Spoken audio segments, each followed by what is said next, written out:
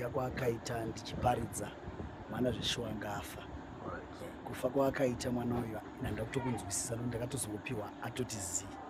Saka ndanamata mwana vaatoramba kumuka. Atoramba kumuka ndo pandakabuda panze ndakutoti vanhu vasaone zvikuitika. Ndakutofunga kuti chirega mwana aende kuofisi chiedzema kana kuti maprisa tisana kuti mwana afira muchechi. Ndo mweya mutsvene ndo pakati naramba uchinamata.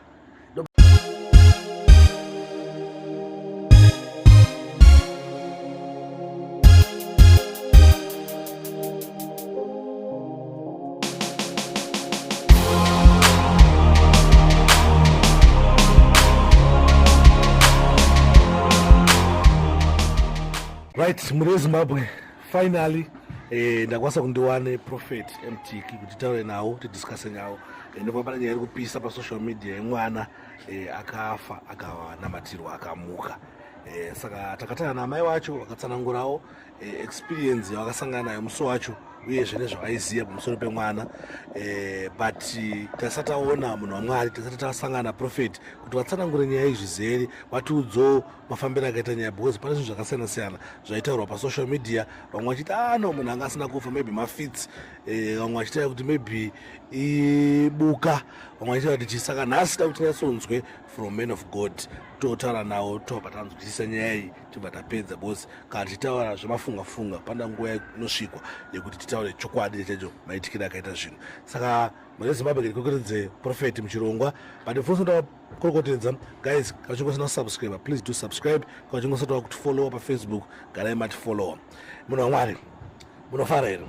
Aiwa tinofara makadii. Munhu waMwari pane video yatakasangana naro pa social media ndakariona pekutanga, ndariona pandairatidza mhuri yeZimbabwe, ndobva ndaita ushungu kuti nditsvage mai vemhuri iyi.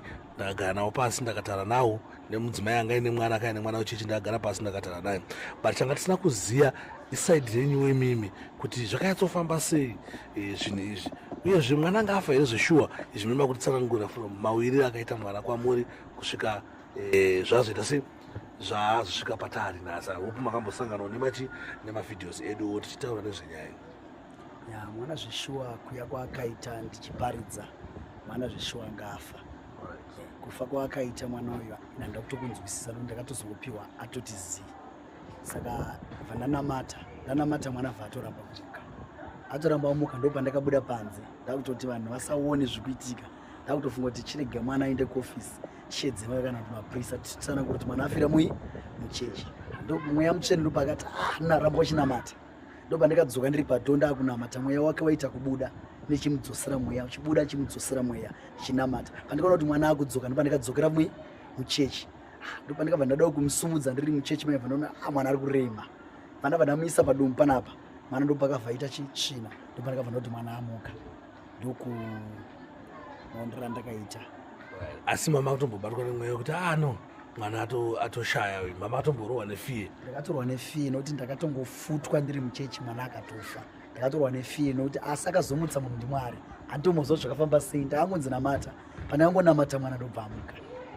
Alright. Asi izvozvi mwana ari sei? Makambotaura naye here? Makambotaura nevabereki vacho here? Last week Sunday anga ariko here? Zvakatsomira sei? Vakatoita testimony musi weSunday, vakatotenduka. Chakaita kuti vatenduke kuda kwemwana yeye ndo chikavapo kuti atenduke nokuti mwana anga atofa. Saka zvakandipa experience yekuti munhu anogona kuvigwa ari mupenyu zveshuwa.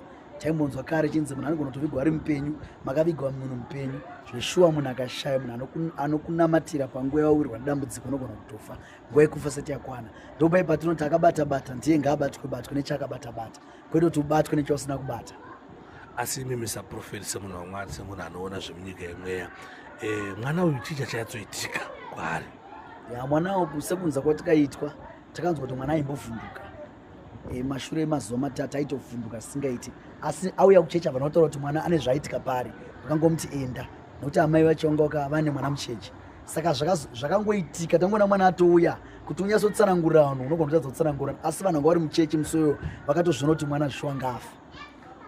Apa mapindura zvakaitika panyama, but imi makuzoonawo munyika yemweya makaona chii chaitika? Mwana anga achitumirwa zvishiri here? Mwana anga aroiwa here? Mwana anga aitwa sei? Mwana uyu anga atumirwa zvishiri. Chaida kuitwa vaida kuti anyadziswe kuti pachechi pafire munhu, nokuti vanhu chechi havasi kuida, iri kupisa varoi. varoyi Mufakoso mune varoyi vakanyanya ende chechi havasi kuida, chechi yemweya havaide, vadaiwo machechi asiri emweya. Saka chechi iri kurwiswa zvakanyanya. Saka takati tine nharo nezvine nharo. Saka vaida kunyatsonozvishova nenharo nezvine nharo, asi takavarakidza kuti aiwa tine nharo zvishova nezvine nharo. Alright. Asi ko munoti kudiwo kana makambonawo pasocial media inotaura zvakasiyana-siyana. Pane vaitaura pasocial media kuti no mwana uya zvinongodaro anga asina kufa, asi mwana anga arwa nebuka, kana kuti mwana angaita mafits, angaita inonzi tsviyo nechishona. Chinoitika ndechekuti chinhu chakaitika usipo unogona kutadza kuzvitenda. Wakatoudzwa kuti munhu wangu uchitaura naye nhasi atofa, noti haazviite ndakachitotaura naye nhasi. Asi chinongodiwa chinodiwa ndechekuti wakawirwa nedambudziko iwewe rakaita mwana ukasangana nedambudziko wakasvika pane munhu waMwari, unonyatsonzwisisa kuti shuwa kufa kunogona kutoitika. Alright. Anenge asipo ndiye asingazvinzwisisi. Ndiye asikazvinzwisisi. Asi ari panozvinzwisisa nokuti ndiye anenge awirwa nedambudziko iroro. Alright. Ndiri anotenda kuti munoshandiswa naMwari, ndiri anoona mavhidhios enyu akawandisa pasocial media, pazvinenge zvichiitika ndoga chikufollowai. Pane chiprofita chamakambopa muchiti zvoni dzimba dzichatorwa nemarata. Ndikanga mapictures anga ndakuonawo hangu madzimba dzichitorwa nemarata. Zvingave irizvo here chiprofita chakuzadziswa, kana kuti marata atongotorwawo, kana asati atotanga kutotorwa marata azonyatsotorwa? Tine mhepo yatikaoneswa isati yatovepo. Takati taona mukati menyika ino maita mhepo yakakurisa, asi mhepo yatora marata nemiti yakawanda ichidonha, vanhu vakawanda varwa nemheni. Saka takazvitaura sezvaitika. Saka chinonetsa vanhu ndechekuti vanoda kutaura zvinhu zvaitika, saka totaura sezvaitika kuti kana zvazoitika vazoziva kuti Mwari ariko. Asi isu takazvinamatira kuti zvidzikame, kuti sauraya vanhu, asi mhepo inozongorakidzawo kuti ichauya asi haiurayi vanhu. Alright. Saka panguva yatiri hatina here kana zvimacyclone zvichauyawo zvizotipedzera vanhu? Inini hangu ndakaona mhepo yakanyanyisa ichiendesa marata, ndio zvandakaona. Ndiri kutaura zvandonzwa nevanhu, asi da kutaura zvanonzwa naMwari. Alright. Munhu waMwari, maybe pane painewo vamwe vanogona kunge vaine zvinovanetsawo, vane zvanoda kuzoyawo kuchechi vachinamatirwawo. Munobhadharisira mawanonwana? Aiwa, mawanonwana hatibhadharise pachena. Saka vanongada kuzoyawo kuchechi munonamatira kupi, uyezve vanokubatai panhamba dzipi, kana pachinge painewo nhamba kana dzesekretary kana dzeprotocol dzavanokwanisa kuzobata kuti vauye? Isi towanika kuMufakoso ndokwatopindira maservice tangana 9 o'clock kusvika kuma 3 o'clock. KwaIvory Park zvakare opposite amaLinda topinda na8 o'clock zviguma na12 o'clock. Nhamba ichazopiwa zveina secretary noti dzangu ndanyanya nokufonerwa. Saka uye vanhu vakawanda dambudziko ramashura vakawanda vanotenda kuti ambuya vanogona kurwisa mwana akasarorwa. Vanotenda kuti ropa rinogona kumanifesta zvokuti mwana agona kutadza kuroreka, asi havatende kuti isusu takagarwa neropa raJesu ndo rinotiteera. Saka zvaita Jesu aimutsa vakafa, aiporesa vanorwara, asi vatendi vacho havatendi kuti Jesu wacho akurarama tiri. Vanongoimba kuti hatisi tinorarama, ndiJesu anorarama. Kana Jesu akuita mabasa makuru zvonzi haifeki, vakatenga vanhu hazviko. Saka zviriko zvayo ndezvipi? Aveni munhu waMwari, totonzwawo nemi kuti zviriko chaizvo ndezvipi, but I think inini vanhu vane zvitendero zvakasiyana-siyana, vane maonero akasiyana-siyana avanenge vachiita. But chandoona ndechekuti pasocial media paya pane mavhidhios anogona kunge yaita akati hatiita 100,000 po paita makomenti 300. Saka 300 aya makomenti haafani kutinyanyotikanganisa stereki, nekuti ko 90,000 waona ava mavhidhio vasina chavakomenda, vasina chavataura, vari kumboti kudii? Maita basa ipapo. Tine theme yatikaisa ya2025 yekunzi asina basa ana basa, nekuti asina basa anongotaura asina basa nokuti ana basa. Panguva isina basa isi tichita zvine basa. Ndo theme nyowani yachange tichifamba na 2025 ndizvozvo. Asina basa ana basa nekuti ana basa. Panguva isina basa isi tichitaura zvine basa. Saka hatina basa nemunhu anotaura zvisina basa nekuti ana basa. Saka ameno semuprofita waMwari, hapana here zvimwe zvakaiva zvichida kuzoitiko next year zvamogona kugara mangotiudzawo kuti vatende vagare vaitawo? Vatingaite sei next year? Kwakamira sei gore ramangwana? Aiwa, gore ramangwana rakanaka. isi tongoti rakanaka, ndozvatakaudzwa Mwari akanaka. Hapana chakatomboipa zvinhu zviri kufamba zvakanakisa, vanhu ndavangonamata chete. It's my year. Takatoti is the year of celebration, kungofara.